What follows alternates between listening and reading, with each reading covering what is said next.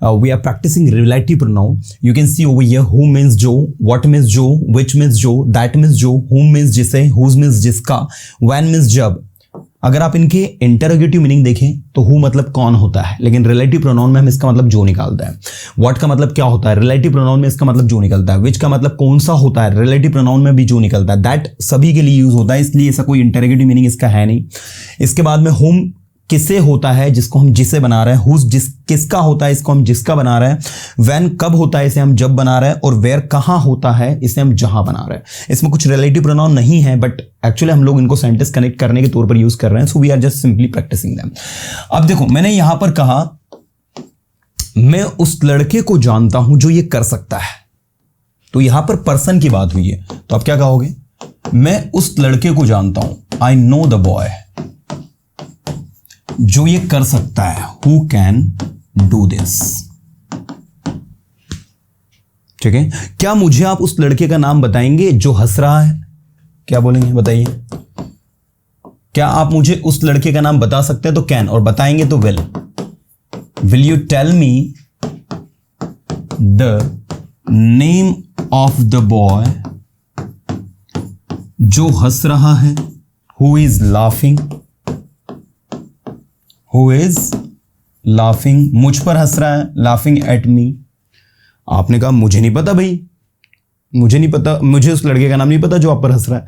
I don't know the name of the boy who is laughing at you. एक बार बोल कर देखो, आई don't know the name of the boy who is laughing at you. तो इस तरीके से आपका वर्क करता है. ऐसे आपने तीसरा सेंटेंस बताया, उस लड़के को यहां बुलाओ जो वहां बैठा हुआ है. क्या कहोगे, call the boy here. Call the boy here, जो वहां बैठा हुआ है. Who is sitting there. Who is sitting there. है ना आसान. तो ये जो है आपका पर्सन के साथ लग रहा है. ठीक है, किसके साथ लग रहा है, पर्सन के साथ. अब ऐसे ही एक जिसे जो होता है हुम, ये भी पर्सन के साथ लगता है, लेकिन ये ऑब्जेक्ट के केस में लगता है. और ये किसके स्थान पर लगता है, सब्जेक्ट के स्थान पर. अब दोनों सेंटेंस को ध्यान से देखना. उस लड़के को बुलाओ जो आपकी मदद कर रहा है, या उस लड़के को बुलाओ जो आपसे बात कर रहा है, या जो आपको पीट रहा है. तो क्या कहेंगे हम, कॉल द बॉय जो आपको पीट रहा है. Who is beating you. Come on, who is beating you. तो यहां पर पीटने वाला कौन है, लड़का है. ये लड़का है, इसलिए यहां पर हु लगाया हमने. अब मैंने कहा उस लड़के को बुलाओ जिसे आप पीट रहे हो. तो कॉल द बॉय. अब यहां पर ये बॉय जो है ये सब्जेक्ट था अभी, अब यहां पर ये बॉय ऑब्जेक्ट हो गया. जिसे आप पीट रहे हो तो यहां लगेगा हुम. हुम, जिसे आप पीट रहे हो, तो आप सब्जेक्ट कौन है, यू है. You are beating. दोनों सेंटेंस को ध्यान से देखो और समझो कि डिफरेंस क्या है. What is the difference between who and whom as a relative pronoun. You can see कि हु जो है जो का मतलब दे रहा है, जो आपको पीट रहा है, और हुम यू आर बीटिंग, जिसे आप पीट रहे हो. यू नो, तो ये आपका ऑब्जेक्ट है और ये आपका सब्जेक्ट की तरह काम कर रहा है. ठीक है. तो यहां पर ये जो बॉय आया है, इसको देखकर यहां हमने ये इज लगाया है. उन लड़कों को बुलाओ जो आपको पीट रहे हैं. Call the boys who are beating you. अगर यहां बॉयज लिख देता हूं तो यहां आर लग जाएगा. ठीक है. तो ऐसे समझने की कोशिश करो. अगर मैं बोलूं उस लड़के को बुलाओ जो आपको जिसे तुम पीट रहे थे, तो जिसे तुम पीटने वाले कौन है, तुम. मतलब ये तो सब्जेक्ट है, ये हुम जो है ऑब्जेक्ट है. तो ऐसे हु और हुम के बीच में अंतर को आप समझे. ऐसे ये व्हाट का मतलब भी जो होता है, लेकिन ये थिंग्स के साथ होता है. सॉरी, ये आपके थॉट्स के साथ होता है, विचारों के साथ, बातों के साथ. और विच का उपयोग होता है थिंग्स के साथ और एनिमल्स के साथ. अब कैसे होता है ध्यान देना. मैंने कहा बोलो जो आप बोल सकते हो. तो बोलना क्या है, एक विचार होता है, थॉट होता है. तो आपको क्या बोलना होगा, स्पीक व्हाट यू कैन. बोलो जो आप बोल सकते हो. Speak what you can.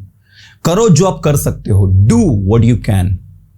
और करो जो कुछ भी आप कर सकते हो. Do what ever you can do. तो ये व्हाट से बना है वट एवर. व्हाट से क्या बना है, वट एवर, है ना. ये आगे देखेंगे हम. तो व्हाट से ही हमारा वट एवर बना है. तो ये थॉट्स के साथ यूज होता है. विच यूज होता है थिंग्स के साथ. मुझे वो पेन दो जो आपके पास है. Give me the pen which you have. क्या बोलेंगे, बोलो. मुझे वह पेन दो, तो वह पेन को दैट पेन नहीं बोलेंगे हम, गिव मी द पेन बोलेंगे, द पेन बोलेंगे इस तरीके से, गिव मी द पेन जो आपके पास है, विच यू हैव। क्या बोलेंगे बोलो, give me the pen which you have, मुझे वो पेन दो जो आपके पास है, give me the pen which you have. So this is the way to work. ऐसे ही देखो, मैंने कहा करो जो आप कर सकते हो, do what you can do. एक बार बोलकर देखो, do what you can do, करो जो आप कर सकते हो। और विच का उपयोग होता है चीजों के साथ।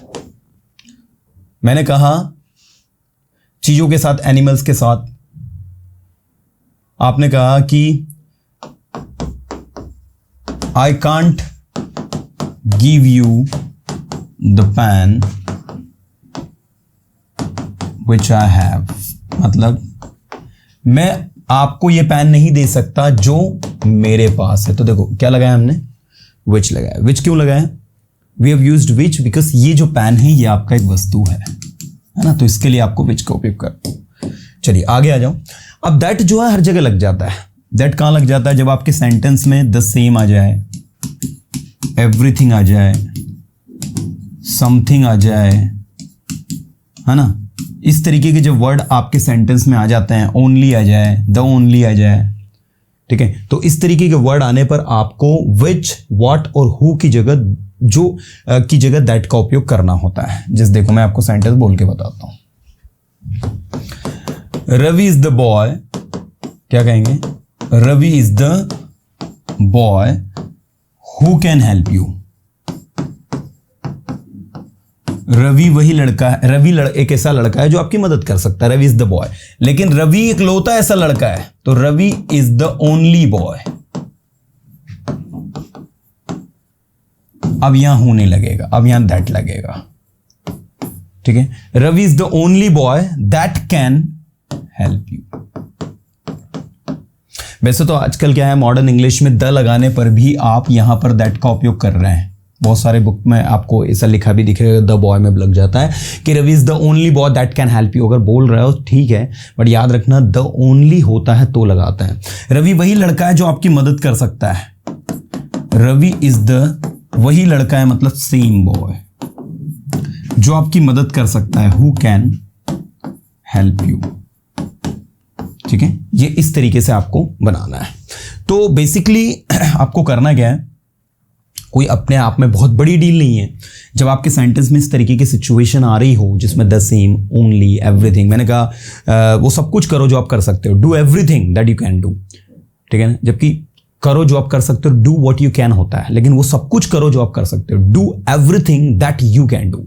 तो दैट आपका व्हाट के बदले भी विच के स्थान पर भी और हु के स्थान पर भी यूज होता है।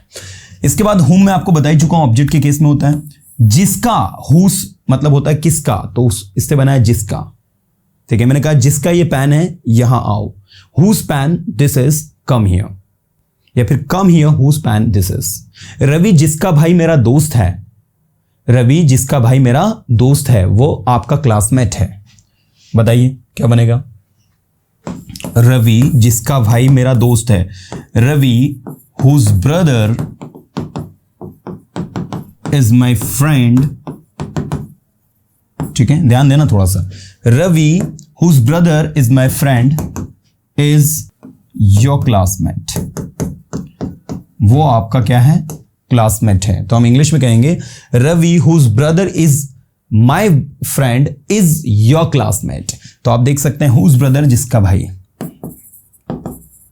निशा whose sister is Disha is a great writer. ये लो, निशा जिसकी बहन दिशा है एक महान राइटर है, एक बहुत अच्छी लेखक है। ऐसे देखो, Rohan whose father is a doctor wants to be a doctor like his father। ठीक है, रोहन जिसके पापा एक डॉक्टर हैं wants to be a doctor like his father. आप ऐसा भी कह सकते हो कि Rohan wants to be a doctor like his father whose father is a doctor, जो कि सही जमेगा नहीं, इसलिए आप अगर उसके नाम के जस्ट बाद लगा रहे हो तो सुनने में सही साउंड होता है कि भाई Rohan whose father is a doctor wants to be a doctor like his father. वो अपने पापा की तरह क्या बनना चाहता है, डॉक्टर बनना चाहता है। तो आप देख सकते हैं यहां पर सारी की सारी सिचुएशन मैंने आपको पूरी क्रिस्टल क्लियर कर दी। ऐसे ही जब आप वहां जाओगे, व्हेन यू गो देयर, जब आप यहां आओगे मैं आपसे मिलूंगा, when you come here I will meet you. जब मैंने उसे कॉल किया तो वो घर पर नहीं था, when I called him he was not at the home. तो इस तरीके से व्हेन आपका यूज होता है। वेयर का मतलब होता है जहां, मैंने कहा जाओ जहां आप जा सकते हो, go where you can go, करो जो आप कर सकते हो, do what you can do, लिखो जो आप लिख सकते हो, write what you can write, सुनो जो आप सुन सकते हो, listen what you can listen. So this is the way to work, है ना, ये तरीका है, ये पैटर्न है। वाओ, तो ये सारे के सारे सेंटेंसेस जो अभी हमने प्रैक्टिस किए, all this sentences are very easy to practice. ठीक है, एक बार विद रिवीजन बिगनिंग से करते हैं। मैं आपसे रैंडम सेंटेंस पूछूंगा back to back, you simply have to translate them so that you can learn more and more. मैंने कहा उस लड़के को बुलाओ जो आपकी मदद कर सकता है, call the boy who can help you. मैं उस लड़के को नहीं जानता जो वहां बैठा हुआ है, I don't know the boy who is sitting there. क्या तुम उस लड़के को जानते हो जो ब्लू शर्ट पहना हुआ है, do you know the boy who is wearing blue shirt. हाँ मैं उसे जानता हूँ, वो तो मेरा क्लासमेट है, या I know him, he is my classmate. Okay, क्या तुम उस लड़के को जानते हो जिसके पास मेरा सेलफोन है, do you know the boy who has my cellphone. अब जिसके पास, तो यहां पर जिसके के लिए भी हु लगेगा, क्योंकि होता क्या है भाई, जो के पास तो बोल नहीं सकते कि जो के पास मेरा मोबाइल है, तो जिसके पास हिंदी में बोला जाता है, इसलिए हम बोलेंगे do you know the boy who has my cellphone. आपने कहा हाँ मैं उस लड़के को जानता हूं जिसके पास आपका सेलफोन है, या I know the boy who has your cellphone. अगर आप उसे जानते हो तो उसे बुलाओ, if you know him please call him, मुझे उससे मिलना है, I have to meet him, you know. तो इस तरीके से ऐसे ही व्हाट का उपयोग कहां होता है, जो के सेंस में। मैंने कहा जो आपने कहा मैं सुन नहीं पाया, क्या एक बार आप बोलेंगे फिर से, I could not listen what you said, will you please repeat it, will you please repeat it, क्या आप उसे रिपीट करेंगे।